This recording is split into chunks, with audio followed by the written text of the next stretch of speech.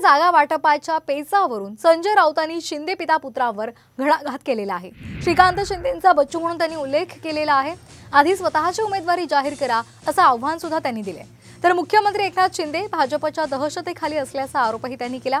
त्यामुळे ठाणे आणि कल्याणमधला उमेदवार अद्याप जाहीर करता आला नसल्याचंही त्यांनी म्हटलेलं आहे। तुमच्या काय युतीमध्ये अद्याप तुम्ही स्वतःची उमेदवारी जाहीर करू शकला नाही। जिंकण्याची भाषा अब दिल्ली बहुत दूर है बच्चो। त्या बच्चमजीला मला सांगायचं आहे अब दिल्ली बहुत दूर है।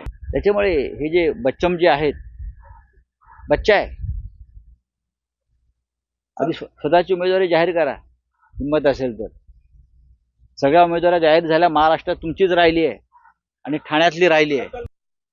अजून कल्याण डोंबिवली आणि ठाण्याचे उमेदवार ते देऊ शकले नाहीत। जे मुख्यमंत्री स्वतःला ठाण्याचे तारणहार म्हणतात ठाणे जिल्ह्याचे, ते आपल्या भागातले उमेदवार अद्याप जाहीर करू शकले नाहीये। स्वतः मुख्यमंत्री दहशतीखाली आहेत भाजपच्या आणि ते अचानक कुठेतरी अदृश्य होतात। आगे आगे देखो होता है क्या। बातमी सांगलीचा उमेदवार मागे घेणार नसल्याचं खासदार संजय राऊतांनी स्पष्ट केलेलं आहे।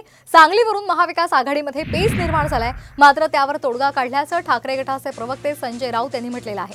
तसंच पुढचे 3-4 दिवस सांगलीमध्ये ठाण मांडून बसणार असल्याचंही त्यांनी सांगितलंय। या दरम्यान ते सांगलीमधल्या सर्व विधानसभा मतदारसंघाचा आढावा घेतील, तसंच महाविकास आघाडीच्या सर्व प्रमुख नेत्यांच्या भेटी सुद्धा घेणार आहेत।